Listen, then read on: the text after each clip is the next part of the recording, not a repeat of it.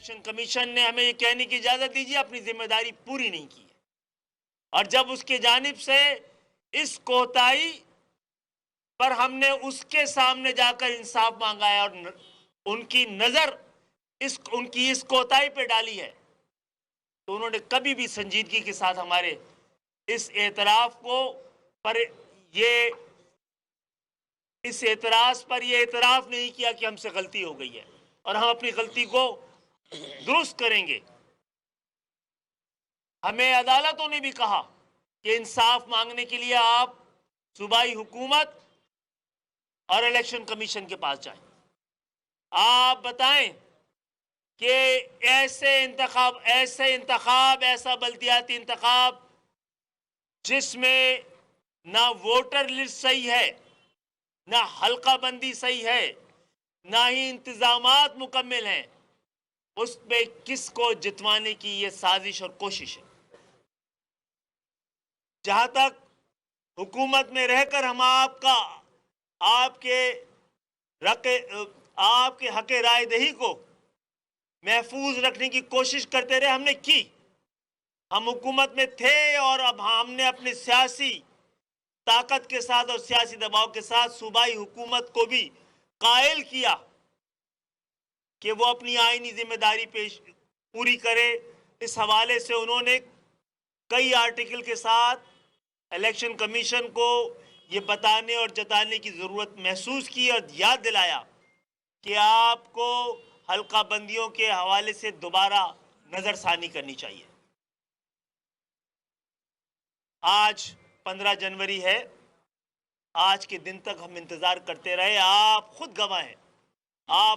आपने हमें आते जाते और इस शहर के लिए और हैदराबाद के लिए इंसाफ लेने के लिए हम तकरीबन 6-8 महीने से हर सतह पे जद्दोजहद करते रहे, हर जगह आवाज़ बुलंद करते रहे, लेकिन हमें इस वक्त तक इंसाफ नहीं मिला। हम कराची और हैदराबाद के वोट के एहतराम के लिए जो कोशिशें थी हमारी, वो भी हमें अब कामयाब होती भी नजर नहीं आ रही हैं। तो एक ऐसे इलेक्शन में आपको भी पता है, इन तमाम जाली हल्का बंदियों और दोहरी वोटर लिस्ट के बावजूद इस वक्त भी सबसे बड़े प्लेयर हम थे।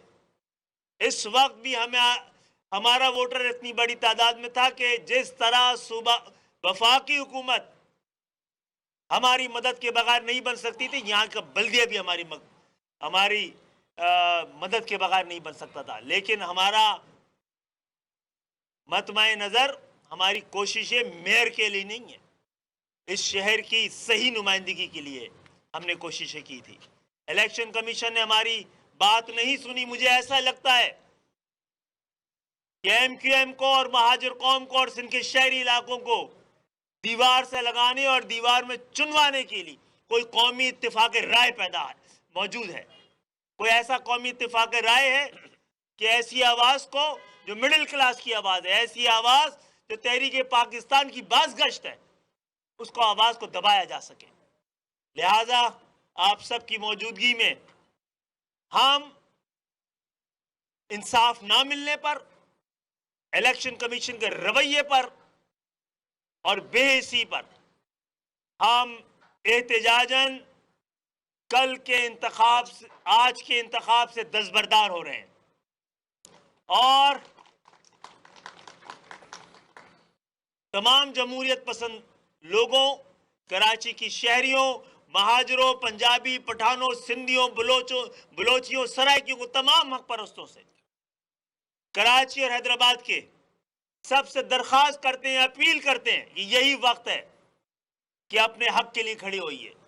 यही वक्त है, बताइए कि आप जमहूरियत पसंद हैं और आप शफाफ, ईमानदाराना, गैर जानिबदाराना इंतखाबात के अलावा उसकी किसी दूसरी किस्म को, किसी दूसरे तरीके को कबूल करने को तैयार नहीं है।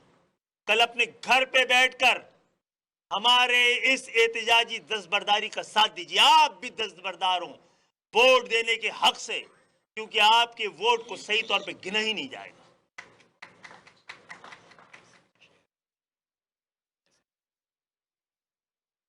कराची में 18 के इंतखाब गवाह है, जो लोग जीते थे वो हैरान थे और जिन्होंने जितवाया था वो परेशान थे। अब मुझे नहीं पता कौन जितवाना किसको चाहता है। लिहाजा एक ऐसा इंतखाब जिसमें कराची, हैदराबाद के आम फर्द के लिए कुछ नहीं है, एक ऐसा इंतखाब जिसके बतन से जमहूरियत फूट ही नहीं रही है, एक ऐसा इंतखाब जो एक मैंडेट की निशानदेही नहीं कर रहा है, एक मैंडेट को रिफ्लेक्ट ही नहीं कर रहा है, जेन्युइन मैंडेट को। तो हम इस गुनाह में शरीक ना हो। आप सबके मुस्तकबिल, आपके बच्चों के मुस्तकबिल का सवाल है। इससे आपको, आम शहरियों को इस इंतखाब के सम्राट से कोई फायदा नहीं, आप तक पहुंचना ही नहीं है सम्राट। तो मैं दोबारा तमाम लोगों से अपील करता हूं कि जो साजिश है, और आप इस शहर में हम चाहते थे कि ईमानदाराना इलेक्शन हो, चाहे कोई जीते, जो जीतता हम उसको ही जीता हुआ कामयाब समझते।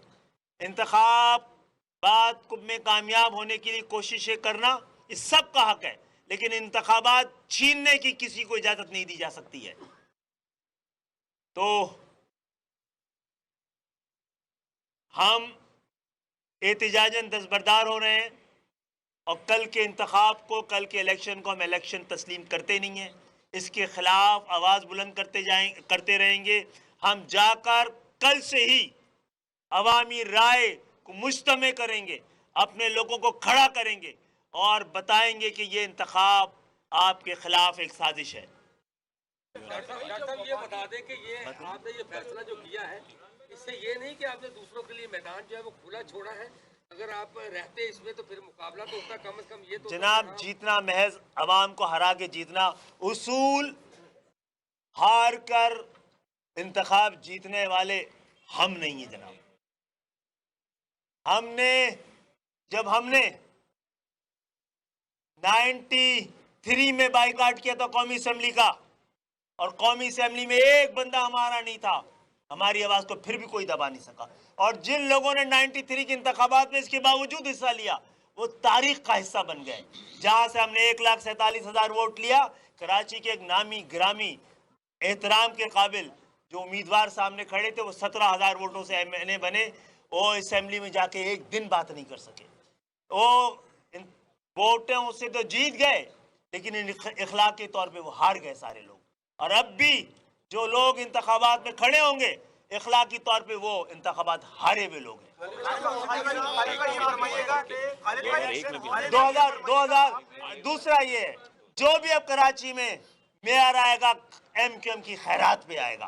हमने 2000 जब जमात इस्लामी साजिश का मुकम्मल तौर पे हिस्सा बनी हुई है, उसको पता है, मानते हैं, तस्लीम करते हैं कि जेरीमेंडरिंग हुई है, बदतरीन जेरीमेंडरिंग हुई है, फिर भी इंतखाब में हिस्सा लेना चाहते हैं। हम आज पहले भी जब एमक्यूएम नहीं थी, जब ये जमात इस्लामी यहाँ की मेयर बनी है, हमारे आने के बाद कभी नहीं बनी है। कर लें दोबारा आप, यहाँ पे आके हमने आपको मौका दिया ना 2001 में, आप ऐसा कर देते कराची के लोगों के लिए कि हम दोबारा ना आ पाते। जब भी आपके 2 साल दौर के बाद हमारा ये मेयर आया, लोग भूल गए कौन सा मेयर था, उनके फिर इनका मेयर आया, फिर हमारा ये मेयर आया, सब भूल गए। आप बताइए कराची की किस दौर की लोग निशानदेही करते हैं? कौन सा दौर था जिसमें दुनिया कह रही थी कि कराची तरक्की कर रहा है? एमक्यूएम का दौर था या कोई और दौर था?